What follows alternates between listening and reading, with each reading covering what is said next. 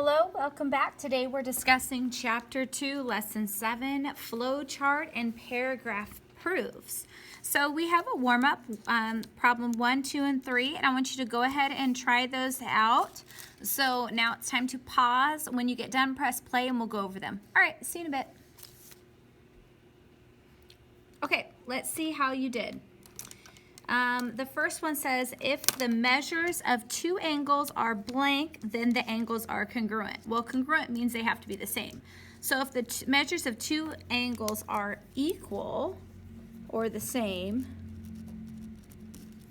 then the angles are congruent. So if you got that right, awesome job.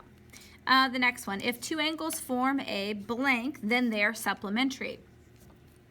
I would say, we know that two angles forming a linear pair, and remember that's just a line. That's linear, means a line, and then there's two angles that form a linear pair, then they're supplementary. Number 3 states, if two angles are complementary to the same angle, then the two angles they would be congruent. So if they're complementary to the same angle, so let's say we have one angle here and we have another angle here. This is 30 degrees, this is 60 degrees, and then we have another angle here, which is 30 degrees. So angle A is complementary to angle B, but angle C is also complementary. Remember, that means that they add up to 90 degrees. Well, since they both add up to 90 degrees, they're both complementary, therefore they must be the same measure, okay? So that is the warm-up. Okay, let's go ahead and talk about some new terminology that we're gonna be using. So one of the things that we're gonna talk about is a flowchart proof, and you're gonna see that in just a little bit. A flowchart proof uses boxes and arrows to show the structure of the proof. Okay? And then the justification for each step is written below the box. So we'll kind of go through a couple flowchart proofs and then you'll kind of see how that works. Before we get started with looking at flowchart proofs, let's talk about the common segments theorem. So the common segments theorem states, given collinear points A, B, C, and D, arranged as shown. So collinear points, that means collinear means they're on the same straight line. So we have A, B, C, and D. They're all on a straight line. Arranged if AB is congruent to CD, then what it's saying is AC is congruent to BD. And that is the common segments theorem. So let's think about that for a second. I like to put numbers on things. So we know that these two things are congruent. So let's say this is 3. So this is 3 and this is 3, and let's say this segment in between is 5, right? So basically it's saying AC, well, AC would be 3 plus 5, which is 8, is the same thing as BD, which would be 5 plus 3, which would also be 8. So you can see that they would be the same. So if this is the same and this is the same, and they basically are both using the same segment BC, which is 5 units, then if you take AC, that is congruent to BD. That's basically what it's saying. So this is a flashcard. Okay, this will come back in some proof in the future. The common segments theorem. All right? Perfect, perfect. Okay, let's look at our first example. So now on our first example, what I want to do is, for your homework, what you're going to be asked to do is you're going to be given a flowchart and you're going to have to write it in a 2-column. But what I want to do is I want to understand what's going on. So I just want us to mentally think about this. And when you're doing your homework, this is what you need to do. So what I'm going to do is I'm just going to cover up. This is the entire proof. You're not having to come up with the proof on your own. It's all there. You're just basically translating information from here to here. So you can go through and you can jump through the hoop of doing your problem and just copying this information here. But what you really need to do is you need to understand the thinking process of how you get from here to here, okay? It's very, very important, and it's going to help you in the future. So this section is really, really super important, that you not only just do what they're asking you to do, but you think and try to figure out the proof on your own, even though it's not asking you to do that. Okay, and then if you can't figure it out, you learn the techniques that they're using in the proof. So you actually go through and you figure out, well, why are they saying this, and what did they do here and there? That's really, really super important. Okay, instead of just doing what they're asking you to do, which is more robotic and you're not really thinking, and so you'll get your homework assignment done, but you're not growing from the experience educationally. And to be good at this, you have to grow. And this is weird and it's different. But the only way that you can learn from this is if you put yourself through this process. So this is what we're going to do. We're just going to think about this. We're not going to look at all the answers which are there. We're just going to think about it, okay?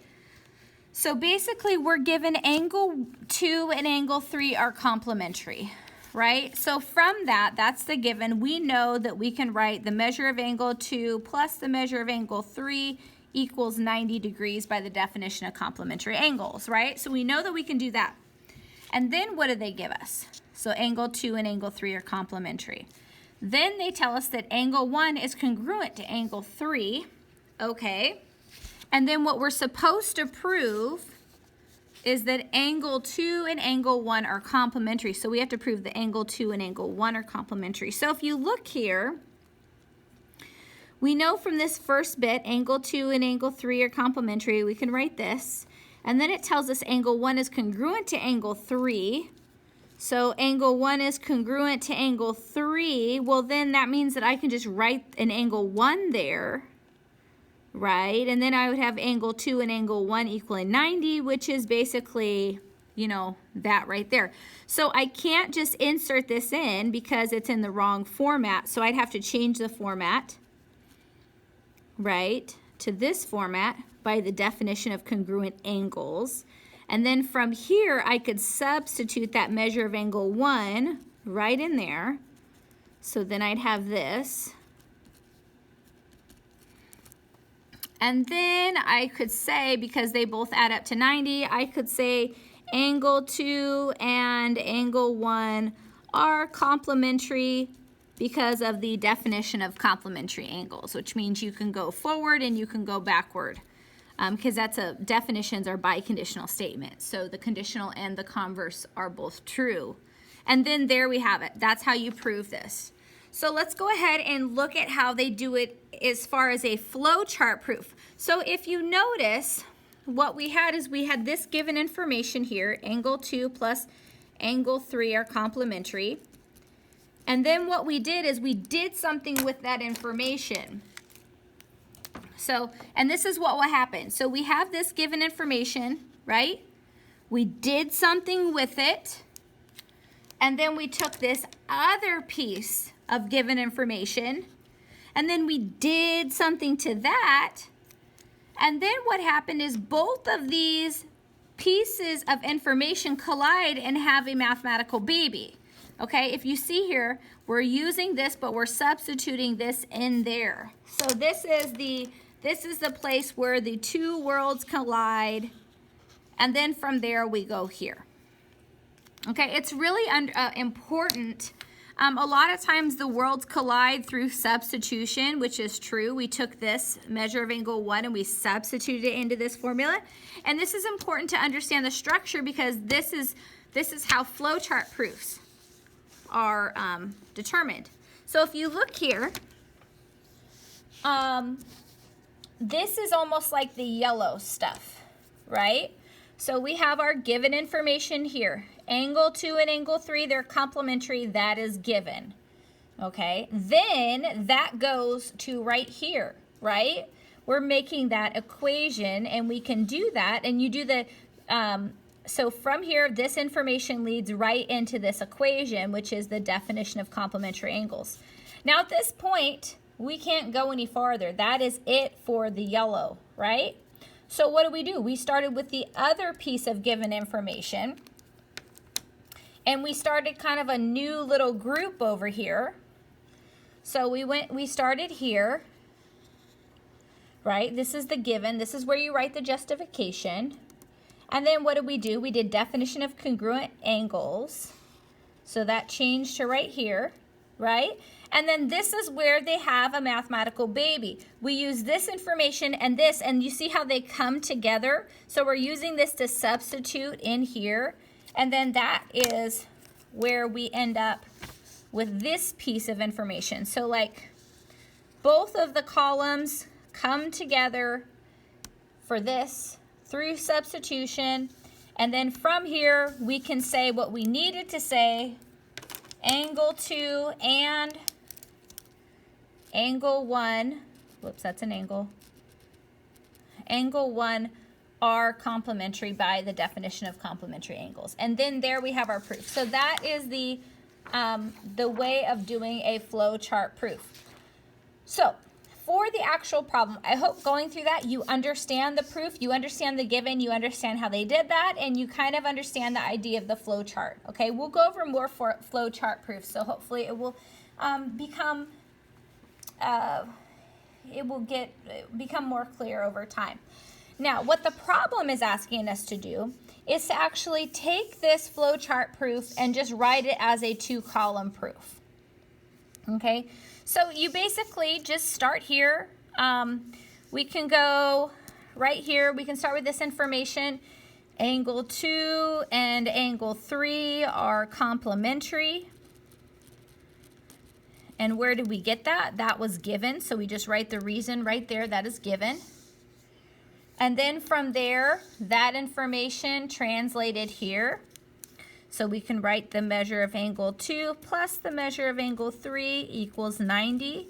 And why are we able to say that? Well, we were able to say that because of the definition of complementary angles.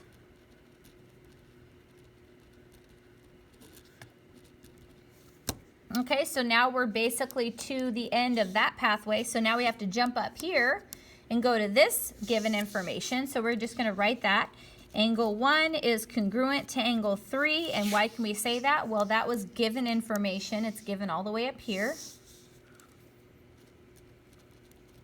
And then from there, we need to change the format. So we're going to go to measure of angle 1 is equal to measure of angle 3. And whenever you change the format and you go back and forth, that's just the definition of congruent angles. And then we're going to use the substitution, right? And bring those two together. So the measure of angle 2 plus the measure of angle 1 equals 90, right? And that was through substitution. And then I'm just going to make a number 6 here. And then the very end is angle 2 and angle 1 are complementary. And we can say that by the definition of complementary angles.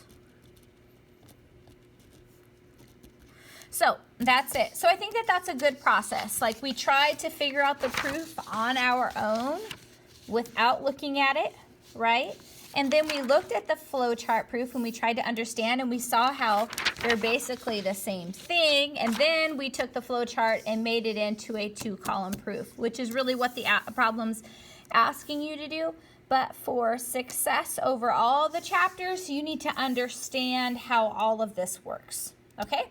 So that's the first example. Let's go ahead and look at the other example. And this next one is really a great example because it's going to do something that is a tad bit tricky, okay? So what we really want to do with this problem is understand the logic and really understand the tools that they were using to come up with this proof, okay? So let's look at it.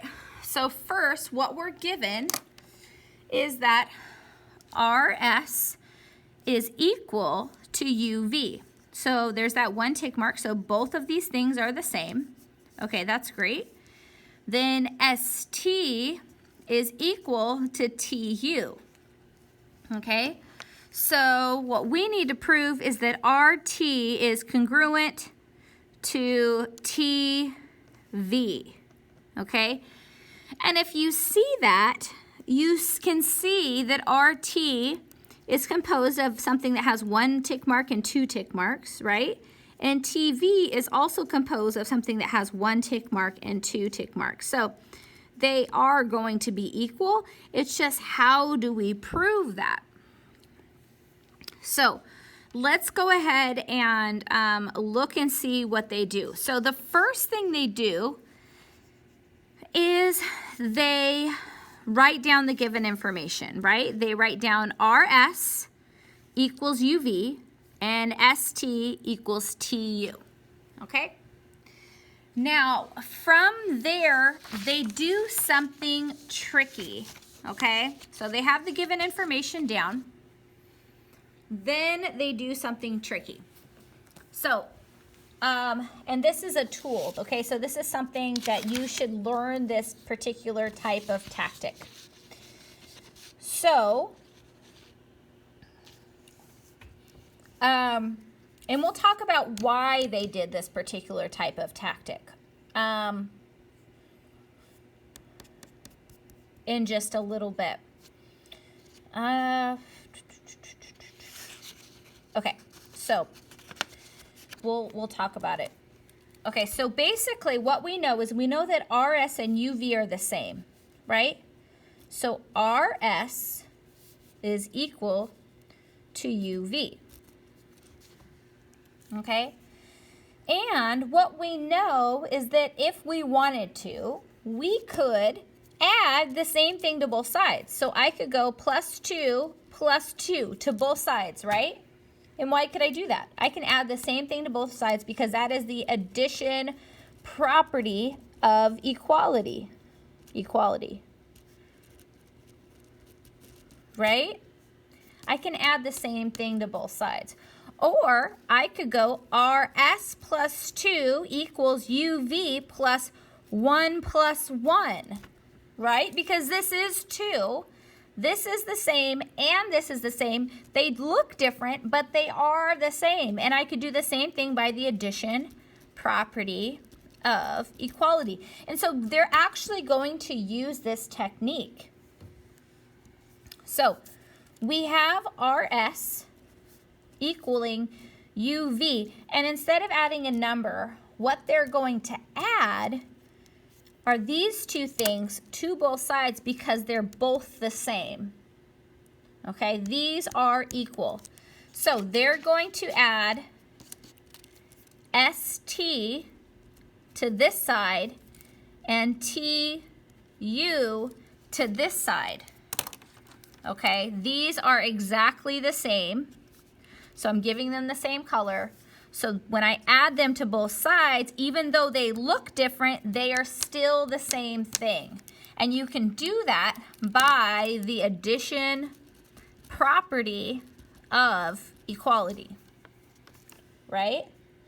So now we started with RS. Let's go. We started with RS UV is equal, right? That's right here. RS is equal to UV. And then we added the same thing because ST and TU are both equal. So if you look here at this flowchart proof, that's exactly what they have. They have RS plus ST equals, well, UV plus TU. Okay, it's because of the addition property of equality. Now the question is why would they ever want to do that when they're trying to prove that RT is congruent to TV? Well, let's slide over here to this other column. So when you're looking at this and we want to show that RT is equal to TV. Well, what do we see here? We have two segments equaling a whole, and we have two segments equaling a whole. So this is an obvious segment addition postulate, okay? So I'm going to flip my paper around here. So I can easily say that the whole thing or these two pieces. So RS plus ST is equal to RT, right? By the segment addition postulate, RS plus ST is equal to the whole. And I can also say that this TU plus UV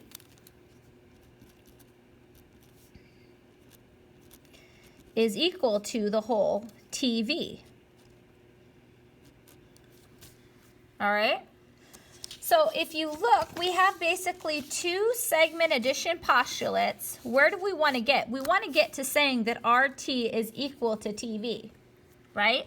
We want to prove that these two things are the same. But do these letters look the same? No, they do not look the same.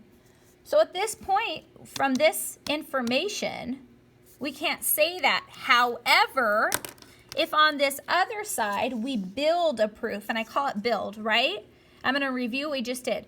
We say that these two things are the same. RS is equal to UV, right? Those are the same. And then we add these other things that are the same, plus ST and plus TU by the addition property of equality. Well, what do we see? We see that instead of writing RS plus ST right there, we can insert this right here because it means the same thing. And then we would have the same thing as here, UV plus TU, which these would be the same. And then therefore we could say that these are the same, which would then prove our proof. Okay, so that's basically what happened. Now let's look at the flowchart proof and see. So we're given this information, and then they did that little trick where these two things are the same, and so they added the same thing to both sides using the addition property of equality. Now from there they can't really do anything else. So we go over here, and by looking at it, we can see that this is a segment addition postulate. There's two of them. So it goes RS plus ST equals RT, and TU plus UV equals TV, right? Segment addition postulate, there's two of them. And then what did they do? What they did is they used this right here. So basically, instead of writing RS plus ST, this is what they did. Instead of, we know that RS and ST is equal to RT. So over here, instead of writing RS plus ST, they just wrote RT. Let me write a different color. They wrote RT here. Okay? Because RT is equal to this. And then, instead of writing, you know, TU plus UV is equal to TV, right? So instead of writing TU and UV, instead of writing this, they wrote TV right here. So they wrote TV right here. And so they substituted, and that's how they got this right there, is through substitution. So these two different worlds colliding through substitution right here. But if you see, it's not the right format, right? So, but it's okay. We can just change the format. And then we have line segment RT is congruent to line segment TV because of the definition of congruent segments. So that's basically the proof. So there's a lot of really cool techniques, you know, two pieces of given information and kind of using the addition property of equality. Like, who would ever thought we would use the addition of property of equality like this? Like, you guys have heard me say it so many times, but this is how they use it in a geometric proof, and it's kind of tricky. And then being able to realize that this is a segment addition postulate, and then using both of those pieces of information of substitution to then prove it and say that they're equal. So I just think that this proof is just a really interesting one. So instead of just jumping through and just writing all of this stuff, you know, as far as really getting into the meat and understanding the different types of strategy and tactics that they're using here is actually kind of interesting. So for the problem, we just have to take this flowchart proof and then rewrite it here. So we can just start here, right? And just start with the given information. So RS equals UV, ST equals TU, that's given. And then from there, we just write exactly what this is in the next one. So RS plus ST equals TU plus UV. And the reason is there, the addition property of equality. And that's basically all we can go with that. So then we jump over here, and then we do RS plus ST equals RT. Remember, we're doing that segment addition postulate. And then the other one, TU plus UV equals TV. That is the segment addition postulate. And then for the grand finale of substitution, the both worlds collide, and we end up with RT equals TV, and that is substitution.